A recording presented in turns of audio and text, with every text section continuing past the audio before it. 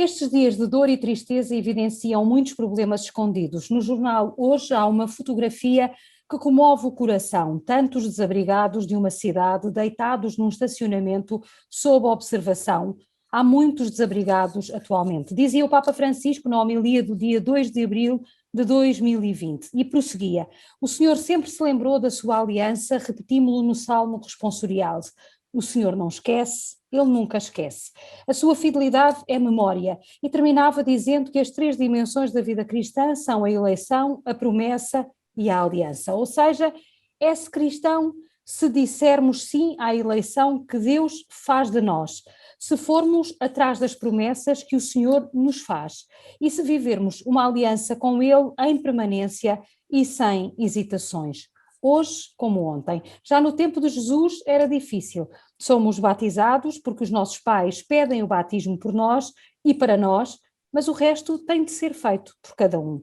E é uma missão integral, com 24 horas, 365 dias do ano, durante todos os anos da nossa vida, pelo menos da terrena. Esta é um pouco a filosofia dos cursilhos de cristandade, através dos quais também se renasce muitas vezes para este caminho de fé, que tem necessariamente muitas etapas, muitos avanços e muitos recuos. O meu convidado deste Palavras que Abrem Caminho é José António Garcia, natural da Ribeira Grande, gestor e homem da Igreja, não da estrutura, mas da vida em Igreja.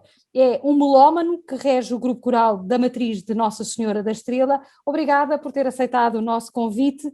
A música é fundamental na vida de uma pessoa, traz harmonia. É esta harmonia que também consegue conciliar na sua vida como cristão? Antes de mais, Carmo Rodeia, muito gosto em estar aqui consigo neste Palavras que Abrem Caminho, agradecer o convite que teve a gentileza de me endereçar e dizer que aceitei com muito gosto para partilhar consigo e com quem nos escutar também alguns aspectos do meu dia a dia. Relativamente à questão que me coloca, sim, realmente nós procuramos ter essa harmonia na nossa vida e que ela seja e que ela tenha uma correspondência entre aquilo que nós dizemos ser a nossa fé e a forma que depois a demonstramos no dia a dia. E como eu costumo dizer, isto de ser cristão e procurar encontrar este equilíbrio entre a vida e a igreja é um exercício de coerência. E este exercício de coerência passa por eu conseguir colocar na minha vida, colocar no meu dia-a-dia, aquilo que é a palavra do Evangelho e aquilo que procuro que vá acontecendo na minha vida. E para isso, claro que nem todos os dias é fácil, nem sempre o conseguimos, mas há que lembrar sempre isso, há que tentar sempre ver o nosso próximo e ver qual é que é a nossa capacidade de intervenção e até onde podemos chegar. Claro, mais importante, sermos realmente pessoas que tenham abertura e que tenham capacidade de perceber quem nos rodeia, perceber o mundo que nos rodeia. Portanto, é nesse espírito do profissional, do familiar e de tudo aquilo que faço que vou tentando criar essa coerência entre aquilo que é a fé que eu professo e aquilo que é a minha vida cotidiana. Uhum. O José António nasceu numa família cristã, tinha pelo menos também um tio padre. Como é que foi crescer num ambiente assim e de que forma isso também o animou depois na educação dos seus próprios filhos? Eu costumo dizer que se os meus pais me deixam alguma herança, a melhor herança que me deixam é a fé. Porque este crescimento em família, numa família cristã, como foi o nosso caso, foi um crescimento em que praticamente não só a família foi uma igreja doméstica, como também nós colocamos a família dentro da igreja.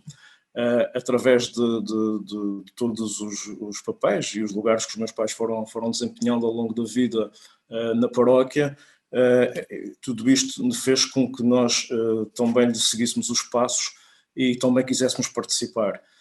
Desde bastante novos recordo-me que acompanhávamos sempre o meu pai, por exemplo, aos ensaios do grupo coral, porque ele lá que era o maestro, ou então às preparações dos romeiros, e às vezes até ficávamos sozinhos em casa, nós e o meu irmão, porque eles iam para umas reuniões que nós não sabíamos o que eram, mas que eram os cursilhos de cristandade. E portanto tudo isso teve uma grande influência na nossa vida, não só cristã, mas também familiar e profissional. O meu tio padre, de facto, foi uma grande referência para mim, e foi um homem também que nos inspira muito, que nos inspirou e que nos continua a inspirar. E se realmente hoje tenho um apreço muito grande pela música litúrgica, não só o devo ao meu pai, mas também me devo ao meu tio. E como ele era professor do seminário de Angra, nem sempre estava connosco no dia-a-dia, mas juntava-se a nós nas férias, que ao fim e ao cabo coincidem com aqueles tempos fortes da Páscoa, do Natal e depois do verão, e de facto bebemos muito da influência dele e dos ensinamentos dele, e sobretudo também do exemplo dele, que grande homem de fé que era e grande trabalhador em tudo aquilo que se metia. E recordo aqui muito o aspecto da música, que foi mais aquele que me marcou. Aliás, é bom situarmos para os nossos seguidores neste espaço que estamos a falar do saudoso Dr. Piques, assim conhecido, quer na Terceira, quer em São Miguel, sobretudo também por esta costela musical que ele tinha e que tanto deu à Diocese e ao seminário. Eu faço-lhe esta pergunta neste sentido, porque houve uma parte da pergunta que não me respondeu, que é de que forma é que isso depois o condicionou na educação dos seus próprios filhos, porque o Zé António e o seu irmão foram jovens, foram adolescentes, a gente hoje tende a dizer, quando somos mais velhos, no nosso tempo é que era, não sei o quê, mas quer dizer, os jovens de hoje não são muito diferentes daquilo que nós fomos, hão de ter as mesmas interrogações, com mais computador, mais telemóvel, menos telemóvel, mas as interrogações, de uma maneira geral, são as mesmas. Como é que foram as suas inquietações da juventude e como é que viveu depois as inquietações dos seus filhos neste crescimento para a fé, neste grande caminho que é a fé? Claro que os tempos são diferentes, apesar de tudo, mas vivi as inquietações como vivem os jovens, ou seja, com as dúvidas que se levantam nos tempos próprios, mas também, felizmente, tendo sempre quem me acompanhasse. O meu tio padre foi um exemplo, mas também com bons catequistas e com bons parcos com quem tinha a oportunidade de falar e de muitas vezes expor essas inquietações e estes problemas que me atormentavam. Claro que isso depois teve um reflexo na forma como também procurei educar os nossos filhos para a fé. E repare, eu desde os 14 anos que sou organista aqui na Matriz. E depois acabamos sempre por tentar que os nossos filhos também façam, ou pelo menos ganhem gosto por aquilo que nós temos gosto, e a música foi um desses casos. Os meus dois filhos, depois, durante a sua juventude, e adolescência e juventude, depois passaram a tocar comigo nas celebrações. E isto foi uma forma de os trazer para a igreja e de os trazer para os movimentos também. E, para além de que nós aqui em casa também temos o hábito de rezar em conjunto, e isso era uma coisa que fazíamos quando eles cá estavam, porque agora um já trabalha, o outro ainda está a estudar em Lisboa, e então foi desta forma que fomos projetando e que fomos influenciando os nossos filhos, porque se não temos este exemplo de família e essa convivência de família, depois é muito difícil querer exigir aos jovens que tenham um desempenho, ou então que se manifestem de uma forma que eles não estão habituados a fazer, nem estão habituados a ver a família fazer. Portanto, isso é fundamental, esse ponto é fundamental e que tem a ver exatamente com aquilo que se vive no seio da família. E é por aí, e foi assim desta forma, com estas estratégias, ou seja, trazendo-os àquilo que nós também já participávamos, que acabamos por tê-los ao nosso lado e por tê-los na igreja. Também fizeram aquele percurso, foram para a catequese, foram ao college, depois tocaram comigo no grupo coral, e foi assim que foi sendo feito o caminho. Claro que nem sempre é fácil e que as pessoas também têm as suas dúvidas, como eu também estive, e há dias melhores e dias mais ou menos, digamos assim. Havendo tantos batizados nos Açores, havendo também uma forte tradição da religiosidade popular, basta olharmos, por exemplo, para o Espírito Santo, que ainda se vive na região de uma forma tão intensa,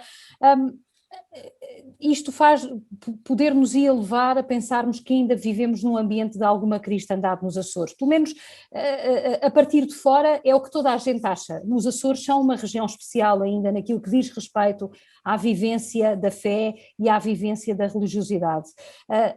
Mas a verdade é que nós hoje vamos às igrejas e vemos cada vez os bancos mais vazios.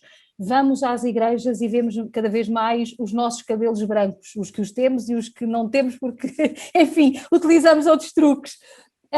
A questão é como é que nós podemos ser capazes, nós enquanto igreja, e não me estou a colocar de fora, nós enquanto igreja podemos ser o testemunho. O José António já me disse das estratégias que são obviamente as normais dentro de uma família cristã, que é o testemunho, a ação concreta, o exemplo, a família funcionar como igreja doméstica. Mas como é que nós podemos interpelar os outros, os que estão fora, os que tiveram as mesmas inquietações que nós, mas que não tiveram quem as esclarecesse, os que por alguma razão se zangaram com a igreja, os que pura e simplesmente não têm fé e não acreditam em Deus? Como é que nós somos capazes ou devemos ser capazes de mostrar o rosto de Deus e levar as pessoas a apaixonarem-se por aquilo que é essencial, que é por Jesus Cristo? A sua pergunta não é fácil e eu também confesso que se tivesse a resposta para ela, absolutamente era um homem feliz. Mas daquilo que são as minhas reflexões e das minhas inquietações, eu penso que um dos problemas é que nós temos uma fé, e vemos isso cada vez mais, né? As pessoas vivem uma fé por objetivos. E que objetivos são esses? Colocar os filhos na catequese é um objetivo, chegar à primeira comunhão é outro objetivo, chegar à profissão de fé é outro objetivo, e por aí fora, até chegar ao último objetivo, que já não é tanto dos pais, é dos filhos, que é crismarem-se e nunca mais aparecerem, é o último objetivo. Por contraposição àquilo que devíamos ter, que é uma fé em crescimento, e que realmente a Igreja respondesse e as paróquias respondessem a esse desafio, criando um itinerário que não seja aquele itinerário dos 10 anos da catequese, mas que seja um itinerário que se prolongue e que procure trabalhar com as pessoas a partir daquela idade. Estamos a falar em jovens de 14, 15 anos, mas também podemos estar a falar de pessoas em adultos de 25, 35 ou 40 anos. Eu penso que falta isto, que é mostrar a fé e mostrar a vida cristã como algo que está em permanente crescimento e como algo que nunca chega, ou que nunca chegamos a atingir qualquer tipo de objetivo final, porque ela não é um fim em si mesmo, mas é uma forma de vivermos, é uma forma de nos relacionarmos em sociedade uns com os outros. Daí que trazer os jovens hoje para os movimentos, empolgar os jovens,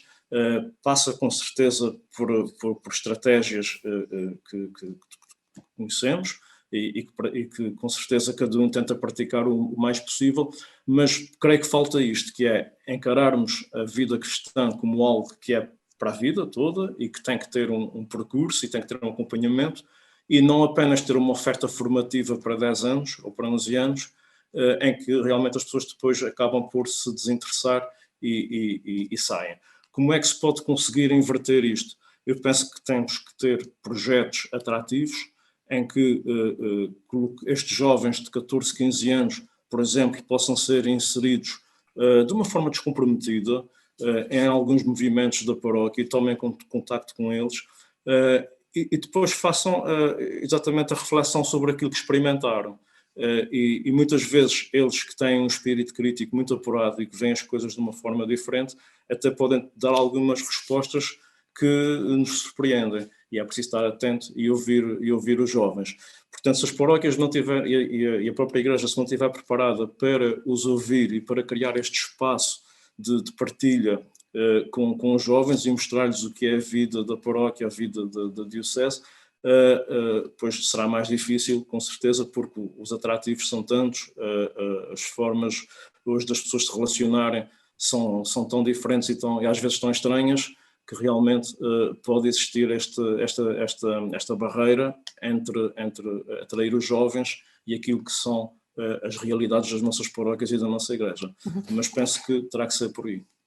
O Papa Francisco, a seguir ao sino dos bispos sobre a juventude, dizia justamente, através da exortação Cristo Vive, desafiava a Igreja a dar protagonismo aos jovens.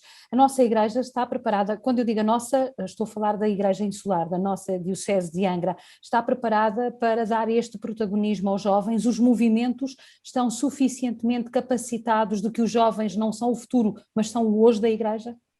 Nós devíamos estar preparados, porque até repare, se não estou em erro, a nossa Diocese deverá ser a Diocese que mais jovens padres têm oferecido à Igreja nos últimos anos. E isto realmente é um chamamento, é um exemplo. E com certeza que estes jovens que se sentiram chamados e que oferecem a sua vida aos outros através do sacerdócio, devem ser um exemplo. E o facto é que correspondem ao chamamento. De forma que seria muito útil que pusessem ao serviço das paróquias, ao serviço da Diocese, também um pouco da sua experiência e a partilhassem com os mais jovens, porque essa seria uma forma de os atrair e de lhes mostrar a fé numa perspectiva diferente daquela que se calhar os pais ou os sacerdotes mais avançados na idade fazem na paróquia no dia a dia. Portanto, creio que há meios humanos também, falta é pô-los ao serviço de uma forma que seja o mais eficaz possível. E também preparar as nossas paróquias, aí sim, aí falo de objetivos, mas num sentido diferente do que falei há pouco, que é o seguinte: nós olhamos para diferentes paróquias e cada uma tem uma forma de funcionar diferente. Uma trabalha com jovens, outra não trabalha, outra trabalha noutros movimentos, outra não trabalha. Portanto, eu penso que devia haver essa preocupação de termos alguma uniformidade naquilo que é a vida da paróquia, por forma que também cada uma possa oferecer aos jovens e aos menos jovens, portanto, formas de se relacionarem e de crescerem na sua fé. Mas penso que sim, penso que a Diocese tem estes meios, falta é pô-los em prática. Encararia de bom grado haver orientações diocesanas mais precisas relativamente ao funcionamento daquilo que é a estrutura essencial de uma paróquia? Sim, repare, se calhar aí por formação profissional, não é? Porque nós nas empresas temos que ter uma estratégia, temos que ter objetivos, meios para os concretizar e depois avaliamos a concretização. Portanto, eu penso que é através destes passos, tal qual fazemos numa empresa, claro, salvando as devidas diferenças, que a Igreja tem que olhar para dentro e dessa forma depois colocar-se ao serviço eficazmente. Portanto, há que definir esses objetivos, há que definir a estratégia, mas também é muito importante depois saber com que meios e fazer uma avaliação contínua para poder efetuar correções. Mas isto já é a parte profissional a falar. De qualquer das formas, penso que se pode fazer aqui perfeitamente uma analogia e tentar ir por aí, mas penso que sim, que se pode construir uma estratégia comum e mais eficaz. Aliás, essa reflexão está a ser feita na caminhada sinodal que já leva o segundo ano, já está no segundo ano, como leigo e como homem empenhado e também envolvido em vários movimentos e na paróquia em concreto e numa comunidade paroquial, como é que está a viver e como é que sente que a Diocese e as várias comunidades diocesanas estão a viver esta caminhada sinodal? Eu vou falar pela minha experiência, claro que é aquela com que posso vincular aqui nesta conversa, e para dizer que infelizmente o entusiasmo não é grande. Eu creio que o método encontrado também não é apelativo, em que as pessoas são confrontadas com muitos textos e depois com muitas perguntas, em que depois, quando marcamos reuniões para fazer os resumos e as súmulas das respostas, são muitos os que não vão à reunião, não sei se deliberadamente ou não, mas não é um modelo que cativa as pessoas, porque o facto de ter que repetidamente analisar as perguntas, ler os textos e depois colocar isto no papel, nem sempre é fácil. Nós fizemos aqui há pouco tempo, uma segunda vez, não houve grande correspondência. Aqui na ouvidoria nem metade das paróquias conseguir reunir as respostas, o que significa, na minha opinião, que o método não colhe e creio também que por aí não podemos tirar grandes conclusões, podemos, enfim, daquilo que for as respostas que chegarem, mas creio que faltará mesmo um diálogo mais profícuo e ir mais ao fundo das questões, que é aquilo que realmente está a fazer falta neste momento. Eu apetece-me ser um bocadinho provocatória e fugir um bocadinho ao nosso guião, mas introduzir aqui uma pequena provocação, vou-lhe chamar assim, que é, no fundo, acha que esta caminhada sinodal escuta pouco e dita mais orientações, é isso? Posso depreender um pouco daquilo que as pessoas se queixam muito, que hoje vão à igreja e que não têm ninguém para as escutar. Eu penso, pronto, creio que as minhas palavras foram nesse sentido e o meu pensamento também vai um pouco nesse sentido. De facto, a Igreja deve ser um espaço de acolhimento, não é? E, sobretudo, com a situação atual de pandemia, porque, repare, a Igreja é comunidade e a comunidade só vive mais quando se reúne. E a realidade que nós temos enfrentado é exatamente a proibição ou a limitação de nos reunirmos. E isso é muito complicado. Portanto, se assim então é preciso promover esse encontro, é preciso promover essa reunião da comunidade e ouvir os seus anseios. É para isso que servem as visitas pastorais, é para isso que servem os conselhos pastorais, é para isso que servem as reuniões e podemos depois, claro, reduzir isso a escrito. É bom que fiquem documentos, porque com base neles podemos analisar, mas o apelo que faço é que não compliquemos aquilo que devia ser fácil. E o que devia ser fácil era exatamente perceber quais são as angústias, quais são as tristezas, quais são os problemas que as pessoas vivem. E creio que isto não é difícil. Quando queremos transformar isto em grandes tratados, pois corremos o risco de nos perder e de não chegarmos a lado nenhum. Espero bem que não aconteça. Durante esta pandemia, todos guardámos na memória a imagem do Papa Francisco na Praça de São Pedro a dizer-nos que ninguém se salva sozinho, que estamos todos no mesmo barco. Isto é uma utopia da sua experiência concreta, porque sei que a família também é uma família muito ativa na parte da pastoral socio-caritativa. Nós sabemos que o sonho comanda a vida, mas isto é mais uma utopia ou, de facto, a nossa realidade concreta, aquela com que nos deparamos todos os dias, em que sabemos que é bom pensar que estaríamos todos no mesmo barco, mas também sabemos que há barcos que andam a remos e há outros que andam a motores e há outros que andam a motores bem potentes. Como é que nós podemos ser também aqui o rosto de Jesus, porque era isso que o Papa naturalmente se referia, junto daqueles que são mais necessitados e que nem barco têm para andar? Eu creio, e olhando aqui ao exemplo que se vai passando aqui na nossa paróquia e nas realidades com que vou contatando, eu creio que as pessoas têm essa consciência e do ninguém salvar sozinho, ou então, dito de outra forma, de que é preciso ser solidário. E é preciso estar desperto para as inquietações e para os problemas do mundo. O que vai faltando muitas vezes são pessoas que despertem essas situações e que as levem àqueles que realmente podem ajudar e àqueles que realmente podem também trazer mais qualquer coisa.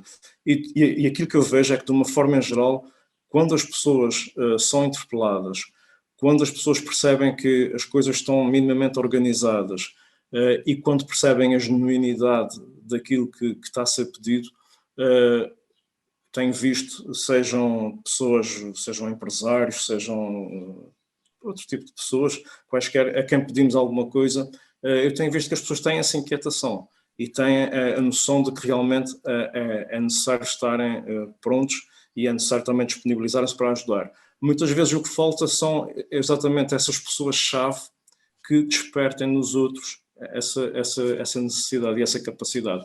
E por isso é que é importante que não fiquemos distraídos, mas que continuemos a olhar para isso, e nesse aspecto recordo o papel fundamental das conferências vicentinas, que sempre vi trabalhar aqui na paróquia, mas também percebermos que em cada oportunidade e em cada ocasião podemos sempre ajudar ou podemos sempre pedir ajuda para alguém.